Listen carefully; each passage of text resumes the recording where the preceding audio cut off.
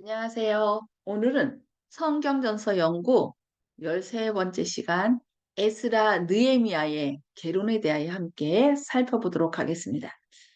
왜 에스라 느헤미야라고 했을까요? 에스라하고 느헤미야 따로 안 하고 함께 살펴보겠습니다.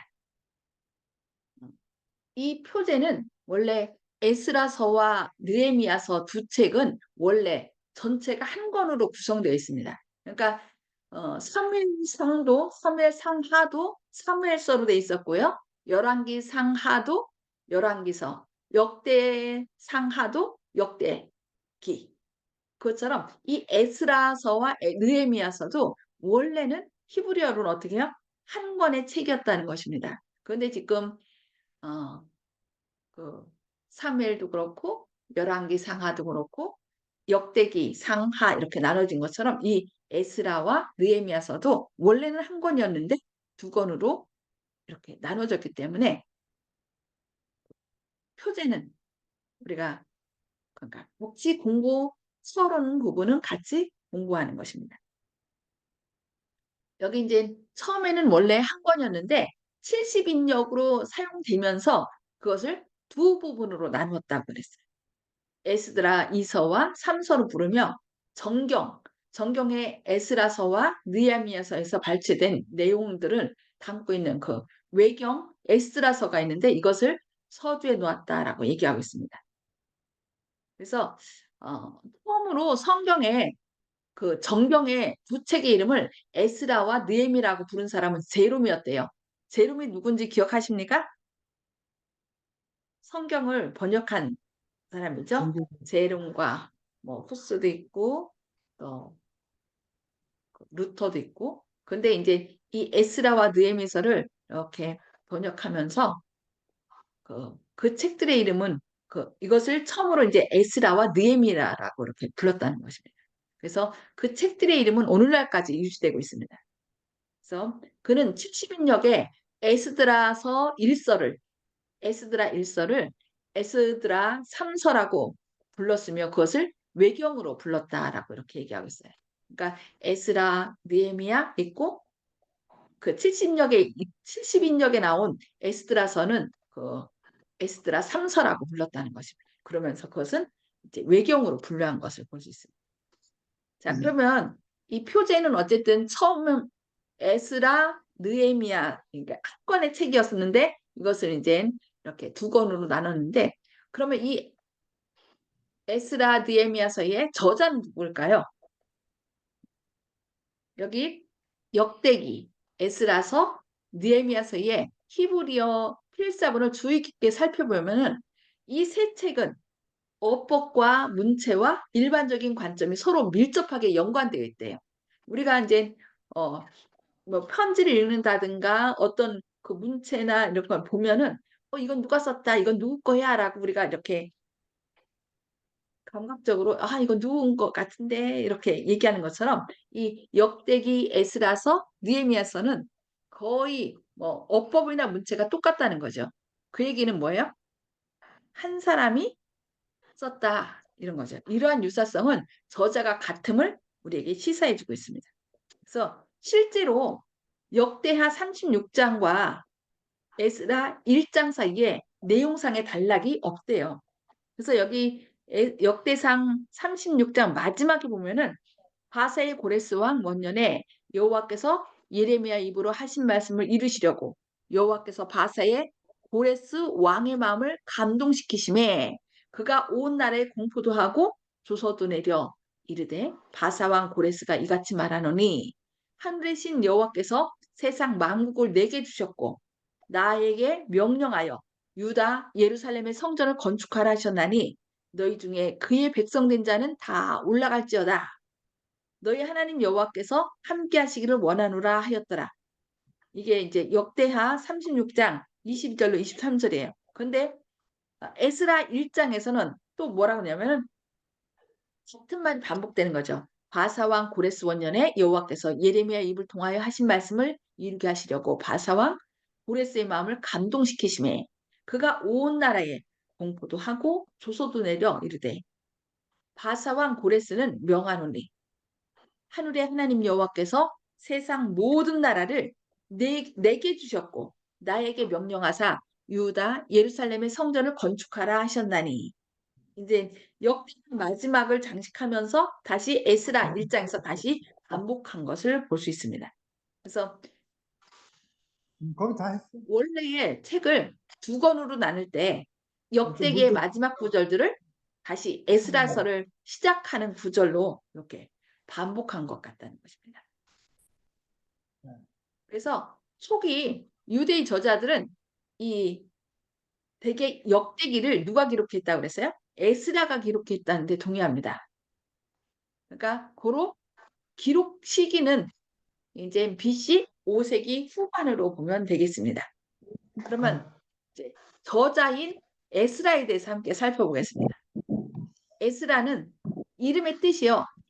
돕는다. 하나님이 돕는다라는 뜻이래요. 근데 이 에스라는 어떤 사람이었어요? 율법학자이자 제사장이며 서기관이었어요. 원래 포로로 잡혀가서 그 바벨론 그쪽에 살았었죠. 그런데 70년 동안의 포로 생활을 마친 후 이제 귀환령이 내렸었죠. 근데 첫 번째 귀환령 내렸을 때는 이 에스라는 돌아오지 않았습니다. 그리고 오히려 그 후에 다리우스가 귀환령을 내렸을 때 그때 귀환하게 됩니다. 그리고 이제 이 에스라는 귀향한 유대인들에게 율법을 가르쳤고 회개를 촉구한 것을 볼 수 있습니다. 자, 그렇다면은 우리 에스라서의 한 주된 인물 몇 명이 나와요. 에스라, 스가랴, 학개, 또 고레스 이렇게 몇 명이 나오는데 자, 에스라는 이제 에스라에 대해서는 얘기했고 자, 고레스에 대해서 한번 살펴보겠습니다. 고레스.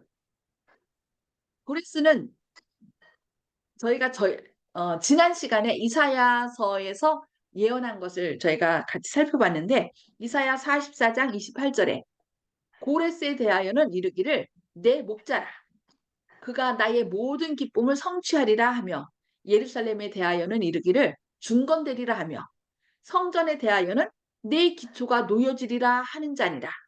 이게 이사야가 예언한 거죠. 그래서 실제로 이 고레스가 그 메데 페르시아 왕이잖아요. 그런데 바벨론을 쳐서 무찌르고 바벨론의 왕으로 이렇게 바벨론까지 다스리게 됐을 때 이제 다니엘이 어떻게 당했어요? 이 이사야서를 딱 펼치면서 고레스에게 당신에 대해서 당신은 하나님을 몰랐지만 하나님은 이미 당신에 대해서 150여 년 전에 이렇게 성경에 기록해 놨습니다. 당신을 내 목자라고 불렀고 예루살렘에 대하여 당신이 예루살렘을 중건할 것에 대해서 성전에 네 기초가 다시 놓여지고 이렇게 재건될 것에 대해서 예언했습니다라고 얘기했을 때 이 고레스가 어떻게 했다고 했어요? 고레스가 마음에 감동돼서 이제 중건령을 내렸다고 했습니다. 그것이 조금 아까 읽었던 스가랴 에스라 1장 1절로 2절에 나오는 것입니다. 그래서 바사왕 고레스 원년에 여호와께서 예레미야의 입을 통하여 하신 말씀을 이루게 하시려고 아까 역대하 36장에 나온 그것을 그대로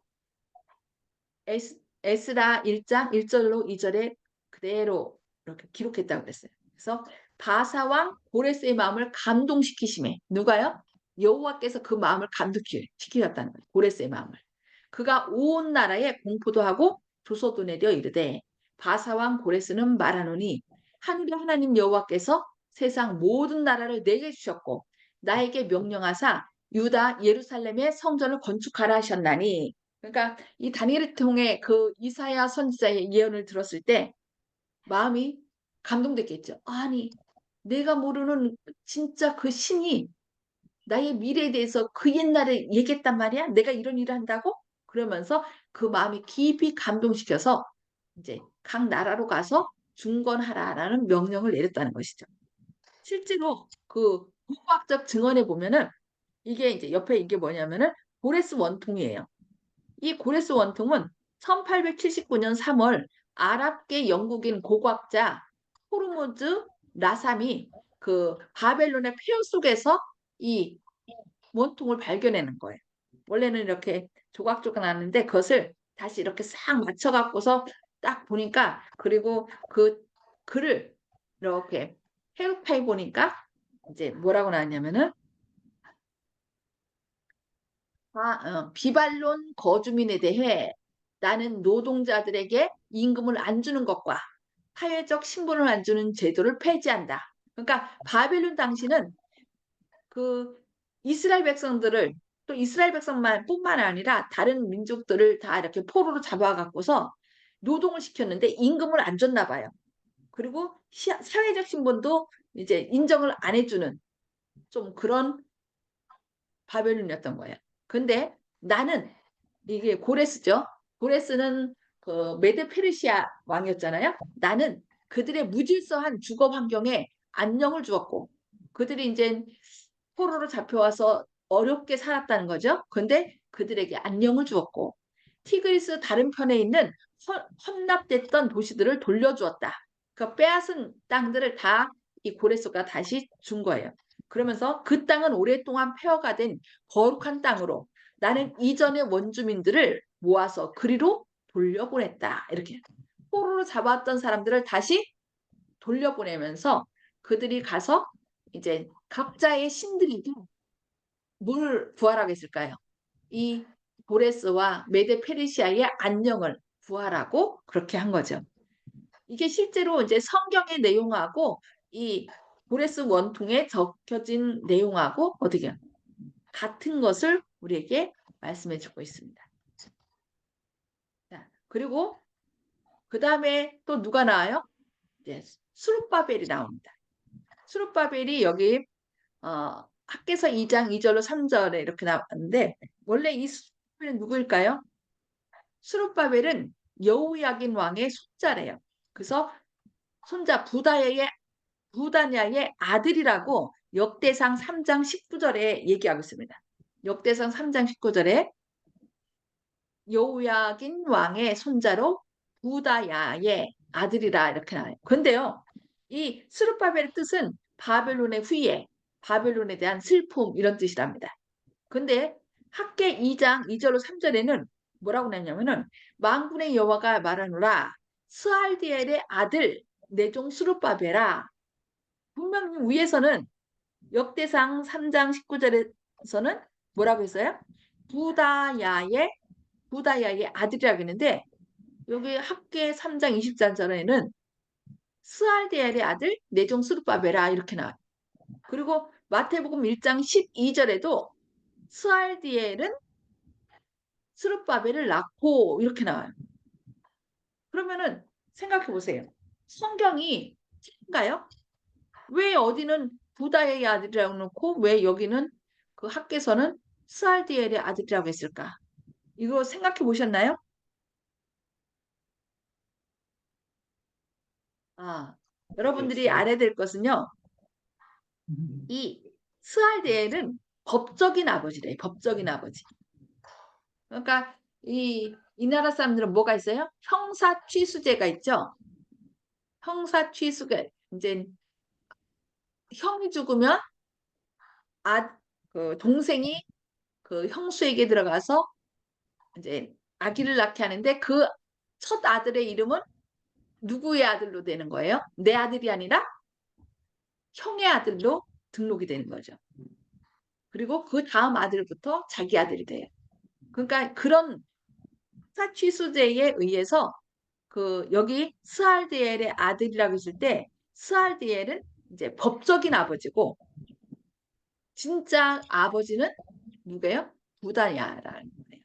그래서 성경에서 약간 이렇게 성경에 좀 한 책하고 다른 책하고 다르다 그러면은 여러분들이 그런 걸 살펴보시면 돼요. 그리고 족보도요. 마태복음의 족보하고 누가복음에 나오는 예수님의 족보도 틀려요.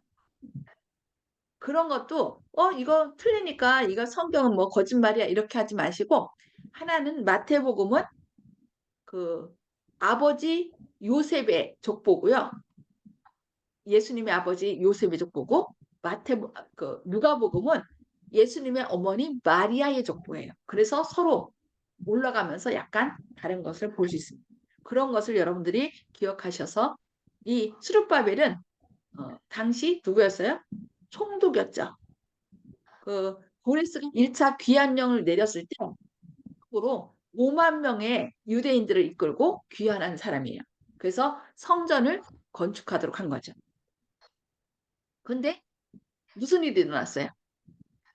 이제 생각해 보세요. 이 예루살렘에서 예루살렘 거민들이 쫙 잡혀가고 그 땅에는 이제 거지와 그냥 알아주지 못한 이름 없는 사람들이 살았어요. 그리고 이제 바빌론이나 옛날 아수르에서는 어떻게 해요?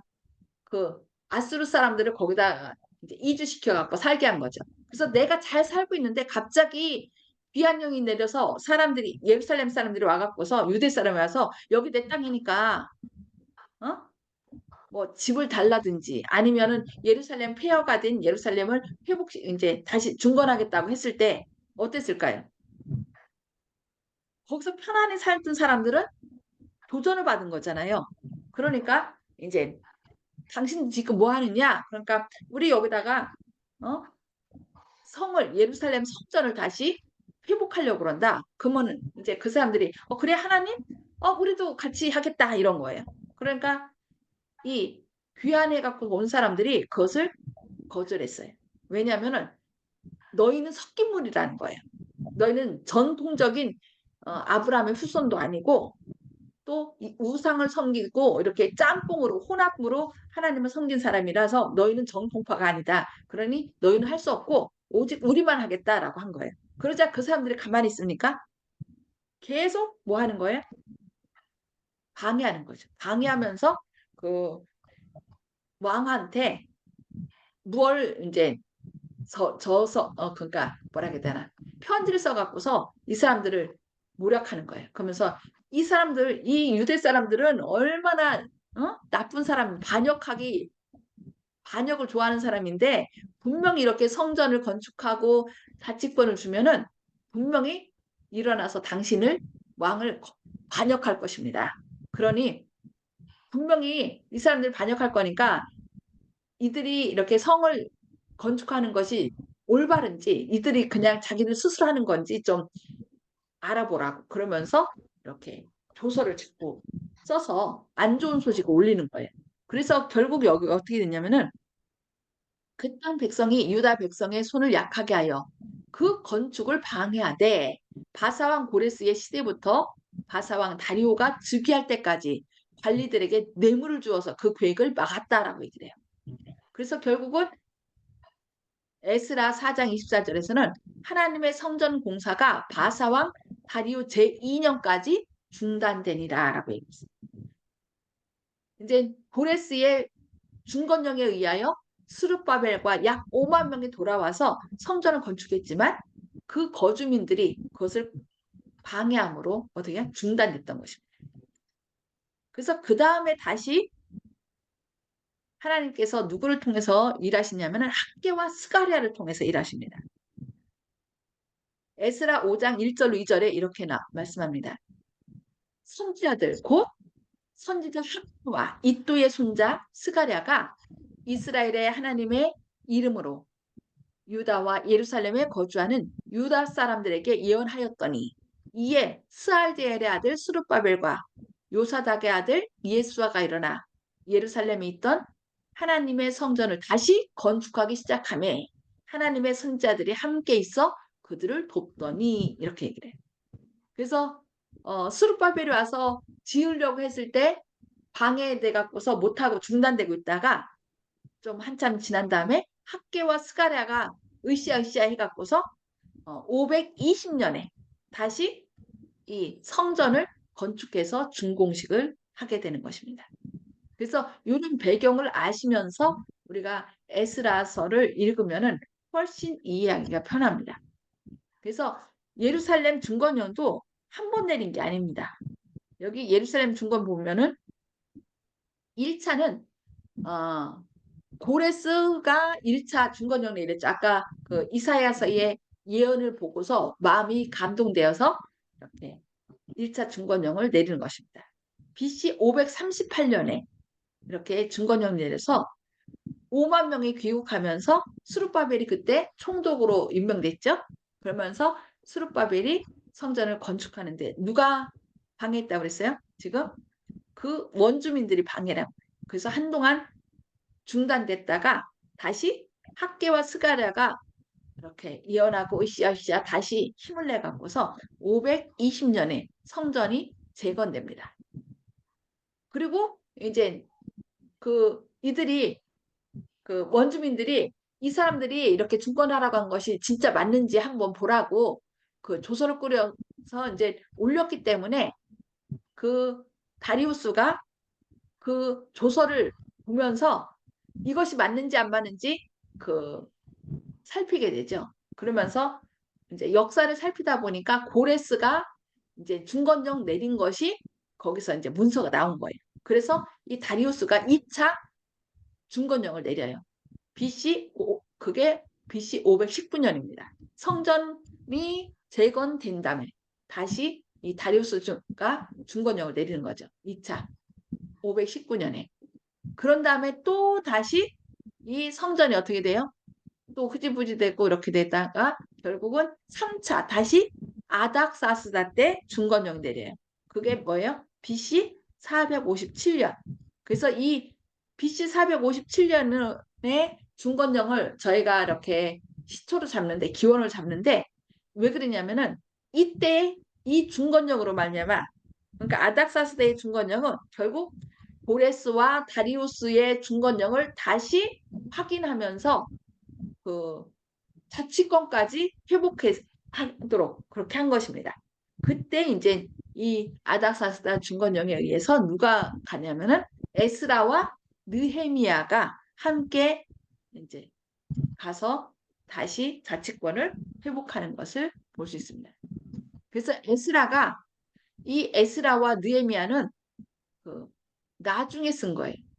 그러니까 처음부터 쓴 게 아니라 이 에스라가 그 역사를 뭐 열왕기상도 그렇고 상하도 그렇고 역대상하도 이렇게 역사를 그 수기처럼 썼다고 그랬잖아요. 그처럼 이 에스라가 이제 그 문서들을 살펴보면서 이 에스라와 느헤미야를 쓰는 것을 볼 수 있습니다. 자, 그리고 이제 귀한령도 있는데요. 1차 귀한령은 누가 내렸어요?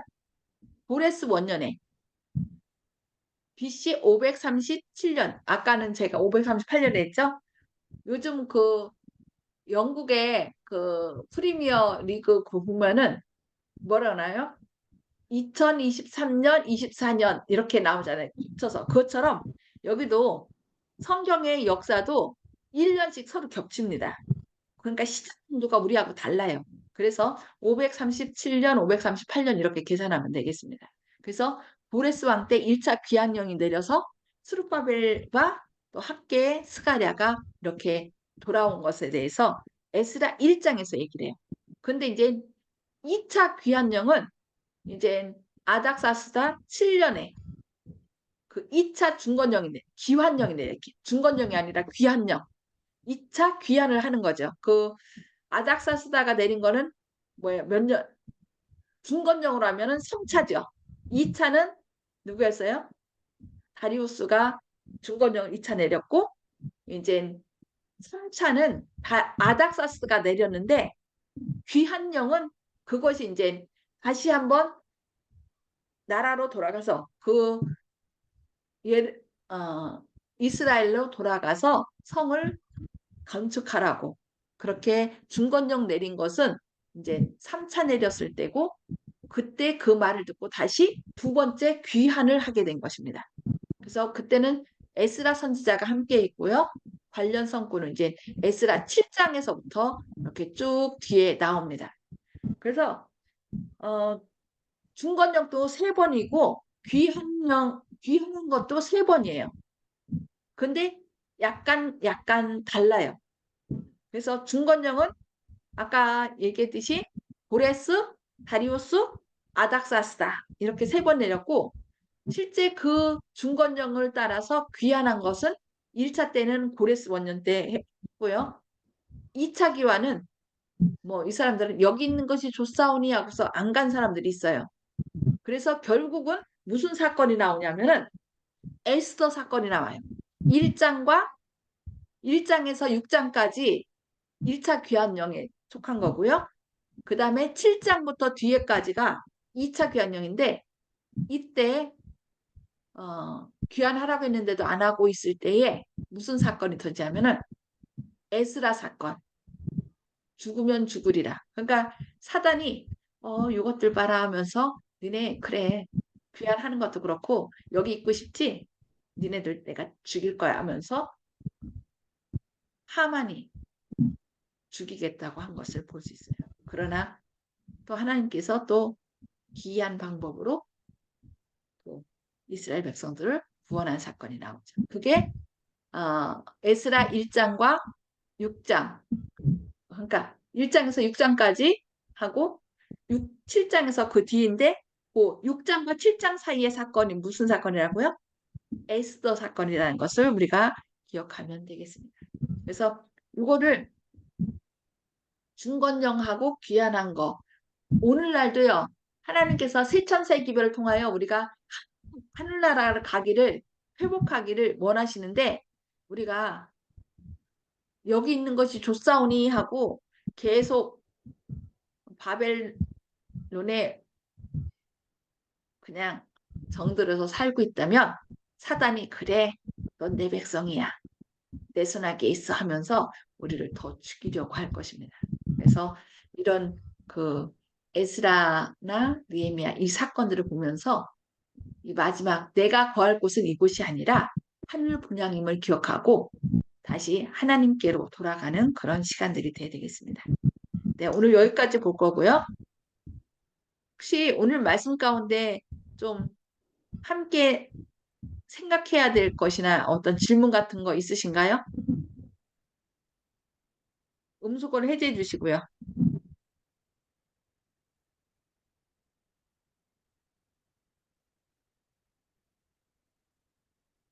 이윤경 집사님 뭐 말씀하실 거 있으신가요?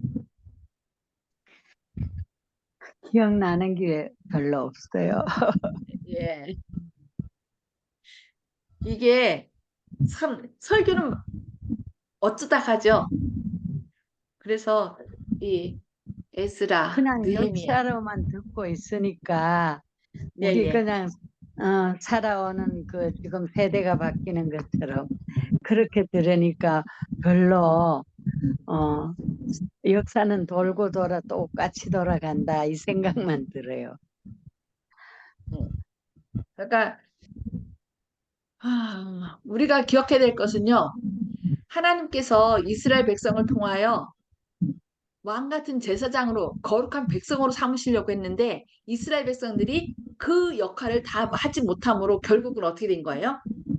바벨론의 포로로 잡혀갔잖아요.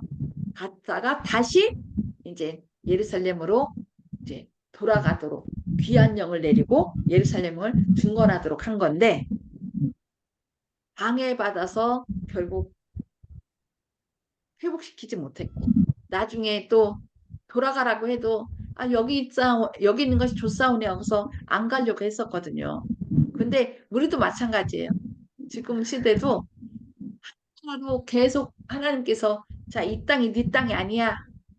니네가 거할 영원한 하늘보냐 함께 가자라고 얘기하는데 우리가 이 땅이 즐길 것도 많고 아직은요 조금만 더요 조금만 더 이러고 있거든요.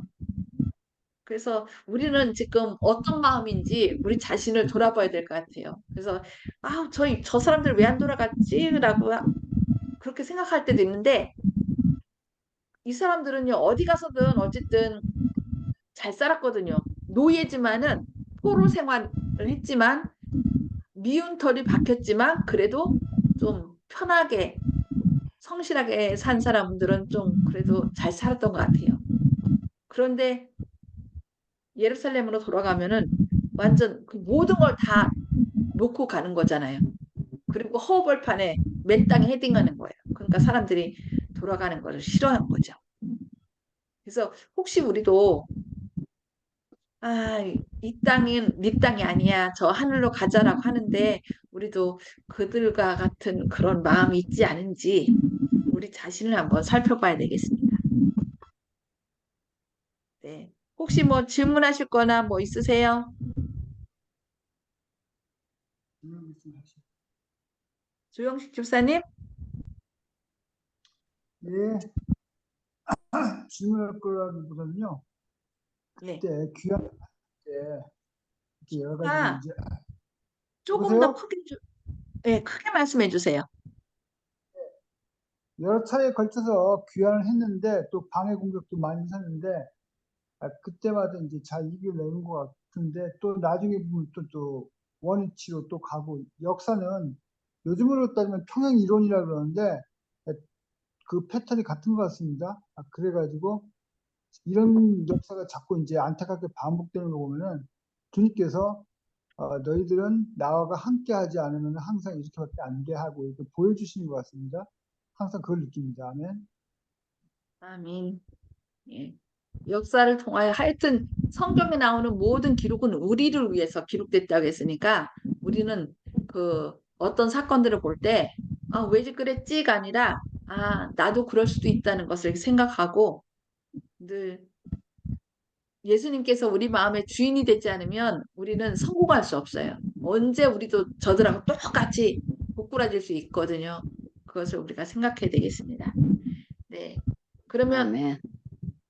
더 이상 뭐 말씀하실 거 없으시면 기도하고 마쳐도 되겠습니까? 아멘. 네, 기도하고 마치도록 하겠습니다.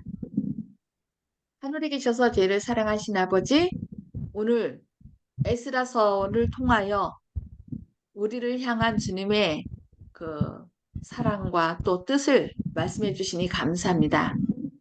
아멘. 죄된 죄의 포로로 살던 그들을 다시 예루살렘으로 귀환하도록 하고 또 망가진 회파된 주님의 성전을 그 원주민들의 방해에도 불구하고 다시 회복시킨 것을 봅니다. 주님, 저희도